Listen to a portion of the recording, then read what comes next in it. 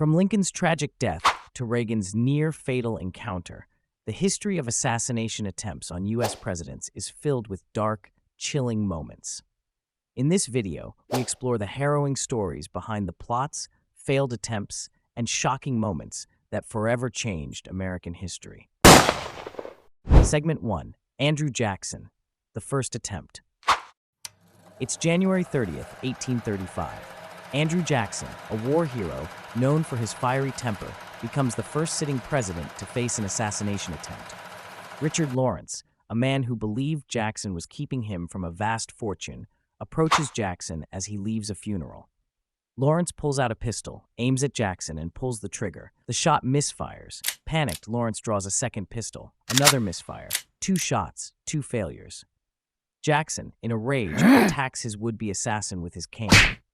Lawrence, later deemed insane, spends the rest of his life in an asylum. But this was just the beginning. Over the next 190 years, assassination attempts would grow more calculated, more deadly. Segment 2. Abraham Lincoln, the nation's first fallen leader. April 14, 1865. The Civil War is over. The Union has triumphed. But as Abraham Lincoln sits in Ford's Theater watching Our American Cousin, he doesn't know that his life has only moments left. John Wilkes Booth, a well-known actor and Confederate sympathizer, had been planning this moment for months. His hatred of Lincoln ran deep. He believed the president was a tyrant who had destroyed the South, and tonight, in this dark theater, he would exact his revenge. Booth knew the theater well. As an actor, he had performed on this very stage many times. It allowed him to move through the building without suspicion. With every step, he moved closer to Lincoln's private box, closer to history's most infamous act of betrayal. Booth opened the door to Lincoln's box, unnoticed by anyone. Just feet away from the president, he raised the pistol, aimed at the back of Lincoln's head, and pulled the trigger. A single bullet tore through Lincoln's skull, leaving him mortally wounded. The shot rang out across the theater, and within seconds, panic erupted. Booth, in the chaos, leaps from the box to the stage, breaking his leg in the process, but still managing to escape into the night. As Lincoln lies unconscious, bleeding, the fate of the country hangs in the balance. The assassin fled, but the damage had already been done. Lincoln's body was carried from the theater to a nearby boarding house, where doctors did everything they could, but it was no use. The president was barely clinging to life. At 7:22 a.m. on April 15th, Abraham Lincoln, the president who held the nation together, breathed his last breath. Segment 3. James A. Garfield, Death by Infection. 20 years later, another president would fall victim to a disturbed mind. James A. Garfield had barely been in office 6 months when Charles J. Guiteau, a man who believed he was destined to lead, approached him at a Washington train station. Convinced God told him that Garfield's death would unite the country, shoots the president in the back. Garfield collapses, wounded but alive. Over the next several months, Garfield fights for his life, not from the bullet, but from the infection caused by unclean medical instruments. In the end, it wasn't the assassin's bullet that killed him, it was medical ignorance.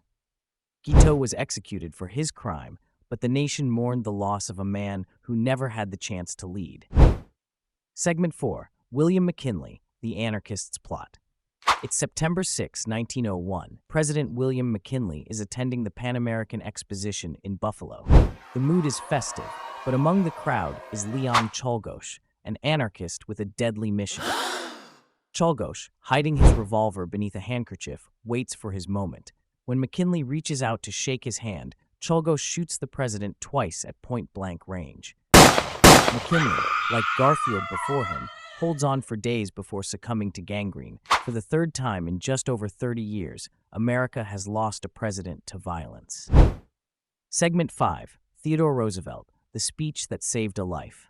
Teddy Roosevelt, no longer president but still campaigning, is giving a speech in 1912 when John Schrank, a man haunted by visions, fires a bullet into Roosevelt's chest.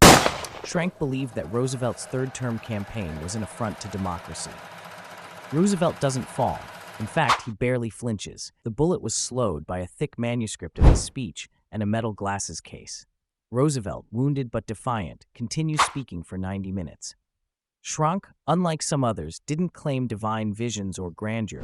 He simply saw Roosevelt as a threat he felt he needed to eliminate. Segment 6. Franklin D. Roosevelt, missed in Miami. Franklin D. Roosevelt's would-be assassin was a man driven by deep-seated hatred for capitalism. His name was Giuseppe Zangara, and his target wasn't just FDR, it was the system he believed had failed him. Zangara fires multiple shots, but the bullets miss Roosevelt and strike Chicago's mayor, Anton Cermak, instead. Cermak dies of his wounds, and Zangara is executed for his crime. Zangara's attack was a reminder that even those not in office yet, like Roosevelt, were vulnerable to the deadly whims of political violence. Segment 7. Harry S. Truman, the Blair House Ambush. November 1, 1950. Puerto Rican nationalists Oscar Collazo and Griselio Torresola stormed Blair House, where President Truman is staying while the White House is under renovation. Their mission? Assassinate the president to bring attention to Puerto Rican independence. A fierce gun battle erupts between the assassins and the Secret Service. Torresola kills one officer, but is shot down before he can reach the president. From a window, Truman watches the fight, mere steps away from death. Collazo was captured and sentenced to life in prison, but the near miss shook the president and his security detail to their core. Segment 8. John F. Kennedy, the day America stood still. November 22, 1963. A day forever etched in the memory of every American. John F. Kennedy, the charismatic young president who inspired a nation with his vision of progress and optimism, was about to face an assassin's bullet that would shock the world. The Kennedy family was in Dallas, Texas, on a campaign tour for re-election. The atmosphere was one of celebration, optimism, and excitement. President Kennedy, along with his wife Jackie, sat in the back of an open limousine, waving to the thousands of well-wishers lining the streets. But hidden in the shadows of the Texas School Book Depository was Lee Harvey Oswald, a former Marine and Marxist sympathizer, waiting for his moment. Armed with a rifle, Oswald had found his perch on the 6th floor, overlooking the route the motorcade would take. At 12:30 p.m., the motorcade turned onto Elm Street. In a matter of seconds, history would be forever altered. A shot rang out. The president grabbed his throat, startled and in pain.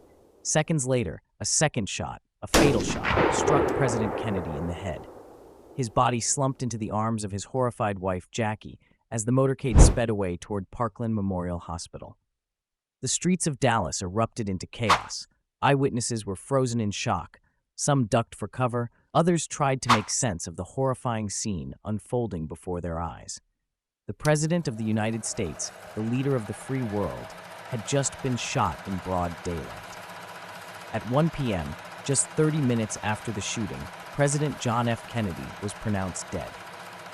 Just 2 days after Kennedy's assassination, Lee Harvey Oswald was shot and killed by nightclub owner Jack Ruby in front of millions of television viewers.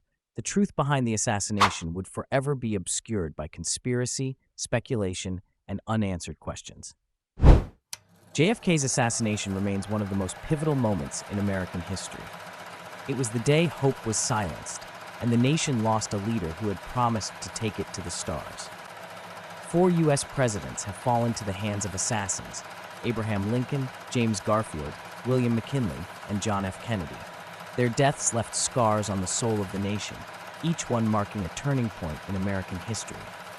Every president, whether beloved or controversial, lives under the constant shadow of threat.